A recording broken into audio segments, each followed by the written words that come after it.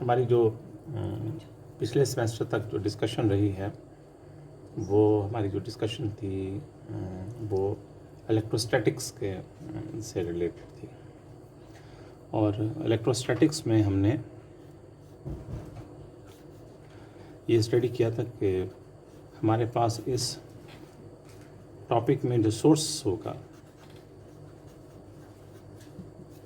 वो स्टैटिक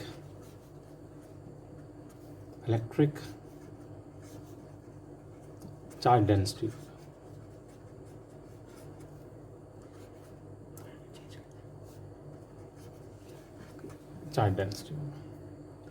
और जो हमारे पास इसकी वजह से जो इफ़ेक्ट होगा वो हमारे पास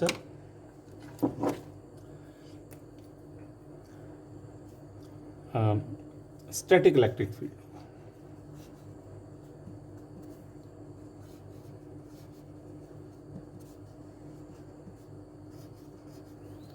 तो वो जो फंडामेंटल इक्वेशंस इन दोनों को जो रिलेट कर रही होंगी उनको हम फॉर अज्यूमिंग दैट के हमारा मीडियम जो है वो होमोजीनियस और आइसोट्रोपिक हैं, तो फंडामेंटल पास्टुलेट्स जो हैं इन जनरल तो हम उनको del cross E is equal to zero कहें, एक को कहेंगे, और दूसरा जो है हमारे पास del dot D is equal to rho E, where rho E is static electric charge density. ये दो फंडामेंटल पास्टुलेट्स हैं। और डी जो है ये हमारे पास इलेक्ट्रिक फ्लक्स डेंसिटी है जो इलेक्ट्रिक फील्ड और कॉन्स्टिट्यूटिव पैरामीटर्स के थ्रू इस एक्सप्रेशन से रिलेटेड होती है। हमने अपनी लास्ट डिस्कशन में ये अज्यूम किया था कि ये जो क्वांटिटी परमिटिविटी है ये हमारे पास कांस्टेंट एंड स्केलर। कांस्टेंट का मतलब है कि हमारा मीडियम होमोजीनियस है और स्केलर का मतलब ये है कि हमारा मीडियम जो है वो आइसोट्रोपिक है। Homogeneous means is position of independent and scalar means this material parameter, this characteristics of the material, electric characteristic of the material, they are direction independent. So मैं इस सिचुएशन में अगर ये एज्यूम कर लूँ कि D is a scalar and epsilon is a scalar and तो मेरे पास ये जो एक्सप्रेशन है ये मॉडिफाई हो जाएगी। This one is equal to 0 and del dot E is equal to rho E by epsilon, क्योंकि एप्सिलॉन अब पोजीशन इंडिपेंडेंट है तो मैं इसको बाहर ले सकता हूँ। अब हम अपने डिस्कशन को एक्सटेंड करते हैं मैग्नेटोस्टैटिक्स पे।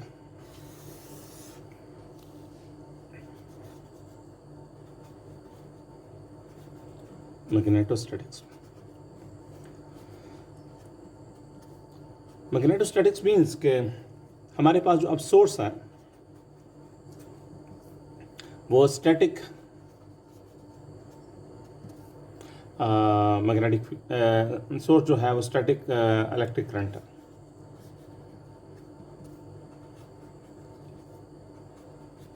स्टैटिक इलेक्ट्रिक करंट डेंसिटी ये हमारे पास सोर्स है।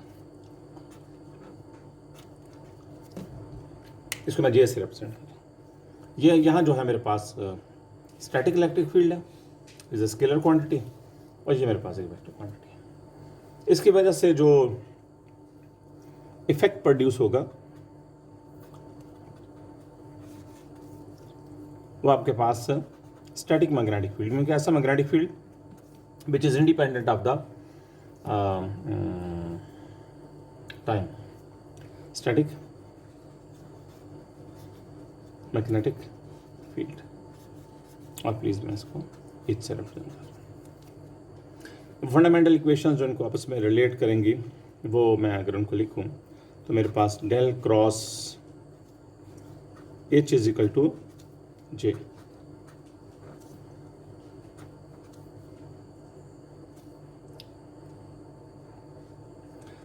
एक फंडामेंटल पास्टुलेट ये है, और दूसरा फंडामेंटल पास्टुलेट जो है del dot B is equal to 0। और मेरे पास जो बी जो है ये मेरे पास मैग्नेटिक फ्लक्स डेंसिटी, जबकि डी जो है मेरे पास इलेक्ट्रिक फ्लक्स डेंसिटी। और वो जो ये बी जो है ये रिलेटेड है मैग्नेटिक पैरामीटर से, और जिसको कि मैं परमेबिलिटी बोलता हूँ। जैसा मैंने परमिटिविटी को डिफाइन किया था कि आप इलेक्ट्रिक फील्ड अप्लाई करते हैं तो मटेरियल में जो है वो इलेक्ट्रिक डाइपोल्स बन जाते हैं, इस लिहाज से इलेक्ट्रिक पोलराइजेशन हो जाती है। यहाँ जो मैं बात कर रहा हूँ कि यहाँ पर मेरे पास मैग्नेटाइजेशन हो जाती है। तो ये जो है मेरे पास कॉन्स्टिट्यूटिव रिलेशन है, ठीक है। तो म्यू जो है ये मेरे पास permeability of the medium. Okay, please मैं यहाँ पर म्यू जो है ये मेरे पास mu naught 1 plus chi M.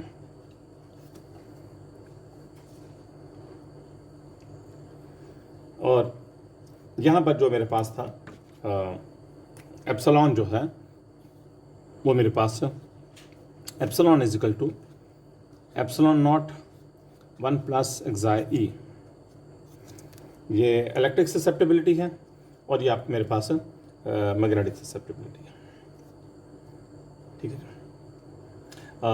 Electric susceptibility जो है वो इलेक्ट्रिक डाइपोल्स की वजह से, और मैग्नेटिक ससेप्टिबिलिटी ये जो है वो मैग्नेटिक डाइपोल्स।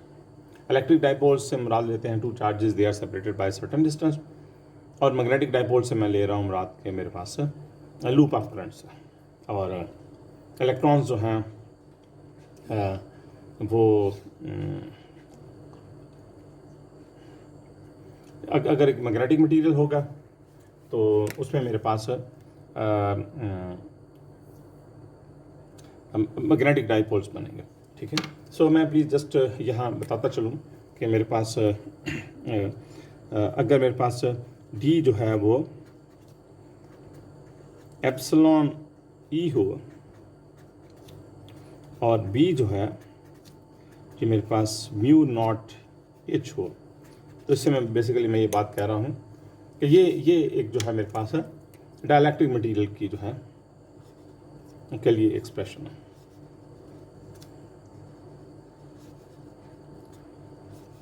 क्यों यहाँ पर permittivity is not equal to permittivity of free space, whereas permeability is equal to permeability of the free space, ठीक है। There are no magnetic dipoles. जबकि मैं अगर मेरे पास D is equal to epsilon naught E और B जो है यू एच हो, तो यहाँ से मुझे पता चल रहा है कि epsilon is basically permittivity of the free space और mu is not equal to permeability of the free space. तो फिर मैं ऐसे मटेरियल कहूँगा कि ये मेरे पास है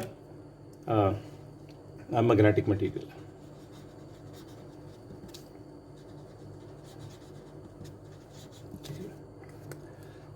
तो अगर मेरे पास परमिटिविटी और परमिबिलिटी दोनों जो हैं वो फ्री स्पेस के इक्वल ना हो, फ्री स्पेस से डिफरेंट हो, तो मैं कहूँगा ये मेरे पास डाइलेक्ट्रिक मैग्नेटिक मटेरियल है, ठीक है। तो ये हमने अब हमारे पास जो फंडामेंटल पास्टुलेट्स जो हैं वो सामने आए हैं। तो एक जो पास्टुलेट हमारे पास जो सामने आया है वो है कि del dot B is equal to 0। मैं अगर इस फंडामेंटल पास्टुलेट को एक वेक्टर आइडेंटिटी के साथ रिलेट करूं और वेक्टर आइडेंटिटी है del dot del cross A.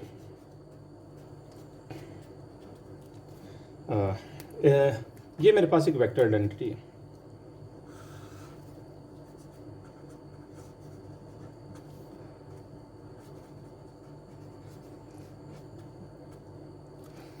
This means के divergence of curl is always zero. ठीक है, तो मैं अगर इन दोनों का कंपैरिजन करूं तो मुझे यहाँ से जो चीज़ हासिल होगी वो ये चीज़ हासिल होगी कि B can be written in terms of some vector quantity. ठीक है, B can be express in terms of some curl of some vector quantity. तो यहाँ हमें ये पता है कि जब भी ओके कर्ल जो है क्या है, ये वेक्टर डेरिवेटिव है किसी क्वांटिटी का। तो ए मेरे पास एक क्वांटिटी है जिसका मैं वेक्टर डेरिवेटिव ले रहा हूँ और मुझे फील्ड मिल रहा है। सो दिस मीन्स के ए के बारे में ओके मैं अगर ये अज्यूम कर लूँ कि मेरे पास मैं वो जो मेरे पास वो आइडेंटिटी थी, सॉरी कॉन्स्टिट्यूटिव रिलेशन था, मैं अगर इसको यहाँ सब्स्टिट्यूट कर दूँ तो I can write magnetic field as 1/μ del cross A. Okay, so ये एक वेक्टर क्वांटिटी है जिसका डेरिवेटिव फील्ड देता है। तो दिस मीन्स कि ये क्वांटिटी जो है ये पोटेंशियल है,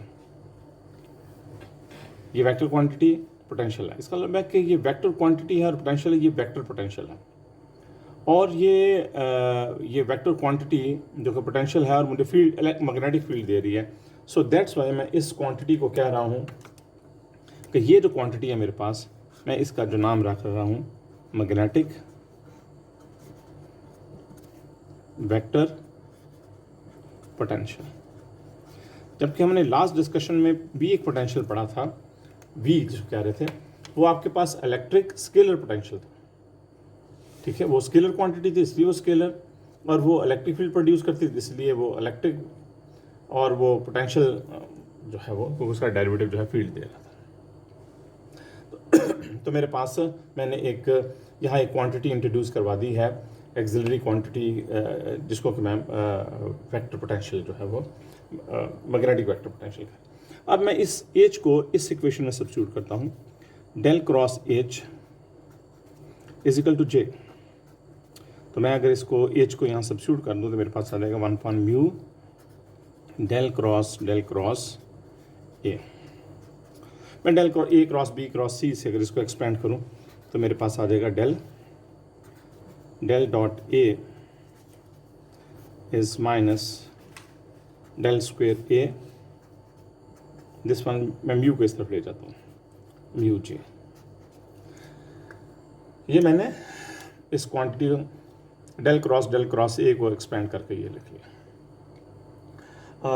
ओके, हमने यहाँ पर एक क्वांटिटी ए इंट्रोड्यूस की थी,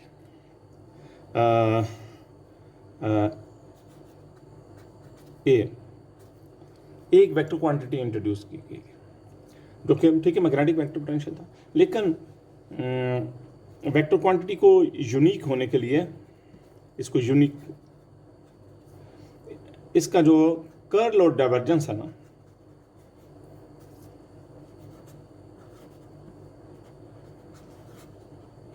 वो हमें डिस्क्राइब करना होता है कि ठीक है ये वेक्टर क्वांटिटी ए है, बहुत सारी वेक्टर क्वांटिटीज ए होंगी जिनका आप कर लेंगे तो आपको मैग्नेटिक फील्ड मिलेगा। लेकिन आपके पास सिर्फ एक वेक्टर क्वांटिटी ऐसी होगी जिसका आप कर लें और आपको वो मैग्नेटिक फील्ड लें, लेकिन जब आप उसका डाइवर्जेंस लें यहाँ पर तो आपको वो जीरो मिले। सिर्फ एक क्वांटिटी ऐसी होगी, वो क्वांटिटी, सो दैट्स वाई वो क्वांटिटी यूनिक होगी। तो उसकी वजह है कि जिसका कर्ल और डाइवर्जेंस दोनों दे दिए जाएं वो यूनिक हो जाएगी। सो अब मेरा ऑब्जेक्टिव तो यही था कि मुझे एक ऐसा ए चाहिए था जो एच दे दे। अब मुझे डेल डॉट ए भी डिफाइन करना होगा। सो ए का मैंने कर्ल क्या डिफाइन कर दिया था, ए का मैंने कर्ल डिफाइन कर दिया था कि H is equal to 1/μ del cross A, ये मैंने डिफाइन कर दिया था। अब जो मुझे इसमें चाहिए, मुझे चाहिए कि मैं किसी तरह से इसका डाइवर्जेंस भी बता सकूं कि वो जो ये जिसकी बात की जा रही है उसका डाइवर्जेंस क्या है। यहाँ मेरे पास ऑप्शन ओपन है, पर जो चाहूँ ले लूँ, लेकिन just for sake of the simplicity, ठीक है, ओपन ऑप्शन, सॉरी, ठीक है, ये मेरे लिए ऑप्शन ओपन है। सिंपलिसिटी मुझे ये कहती है कि मैं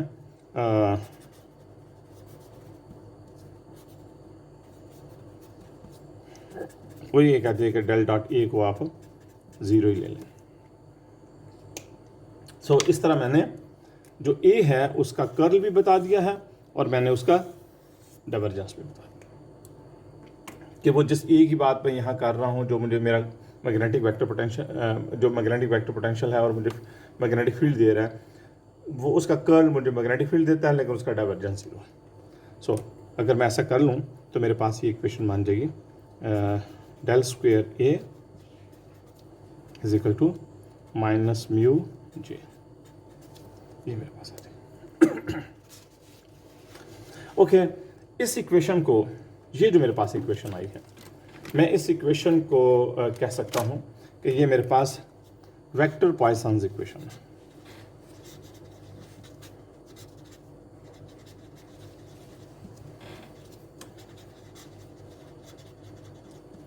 अब इसका सॉल्यूशन, इसका सॉल्यूशन जो है, क्वेश्चन ये है कि इसका सॉल्यूशन जो है वो कैसे लिखा जाएगा।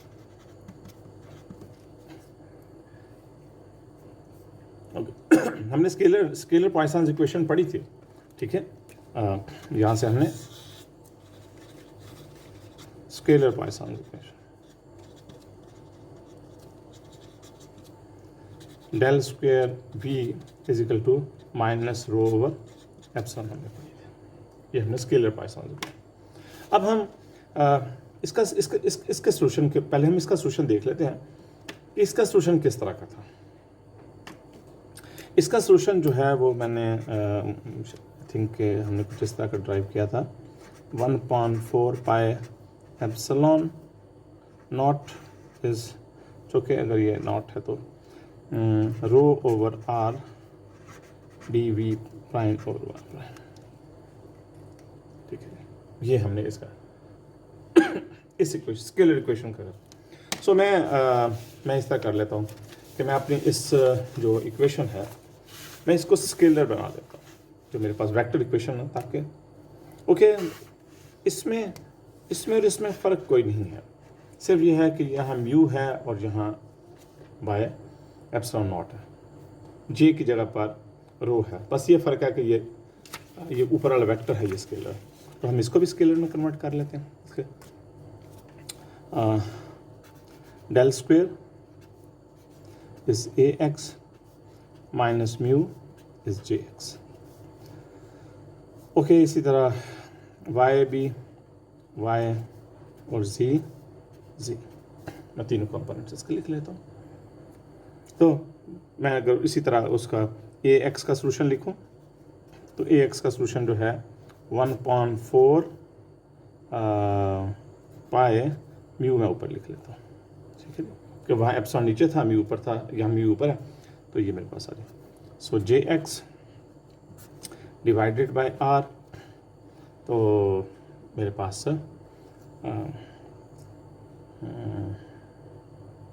अगर ये सरफेस चार्ज डेंसिटी है तो ठीक है, तो ये ओके, मैं इस तरह बाकियों के लिए भी वाई और जी को जो है इसी तरह वाई और जी तीनों कंपोनेंट्स क्लास को एक और मैं इनमें वेक्टोरियली ऐड कर दूं तो ये मेरे पास mu divided by 4 pi vector divided by are,